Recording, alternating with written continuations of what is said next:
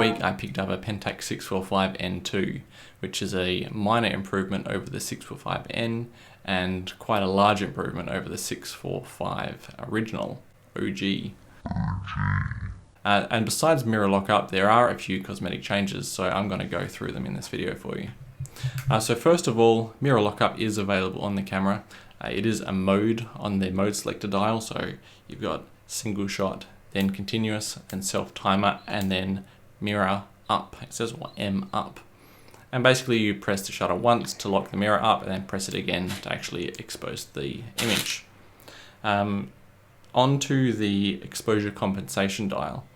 Now the previous one, I think it was purely exposure compensation, but this one they've actually moved the ISO selector to that same dial, as well as adding the Pentax functions feature and the data imprint feature.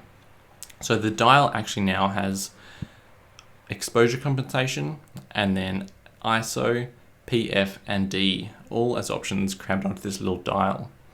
So whereas the previous method of just pushing in this lever to get to ISO and then using the buttons to change it, you now have to turn the dial, which I have to admit I don't prefer. And what happened to the little lever before? It now lets you change the steps of your exposure bracketing, so you go from half steps to third steps.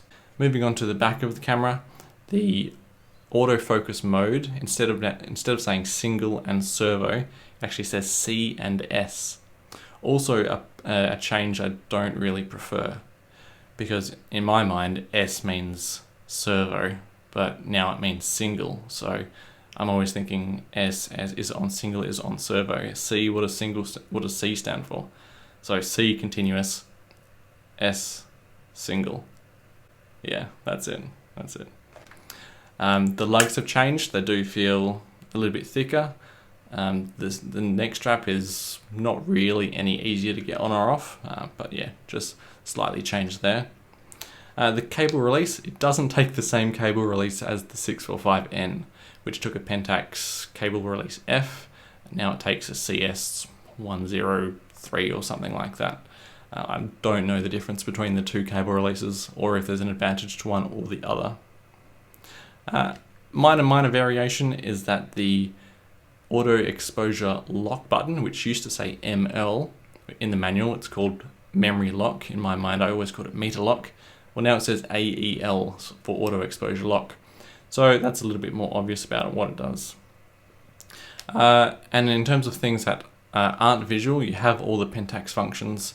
I'm not actually sure which ones are new from the 645N, but I do know on the 645N, I think you're limited to 16 shots on a roll of 120, whereas now you can actually set it to 15 shots on a roll of 120, which just helps when you've got when you're shooting quickly and you want to give the film a chance to flatten out before you expose that bit of film. So yeah, that's it. Those are the main differences between those two cameras. Like I said, it's not much, and in fact, I would say I prefer the original 645N in terms of that ISO selector and the the exposure compensation dial. But you do gain the mirror lockup, so you win some, you lose some. Yeah, all right. Thanks for watching. One last thing I forgot, there's a film advance button, so before you've finished all the frames, you can hit this button and it will advance the film to the end of the roll for you to take out of the camera. Time to take a photo.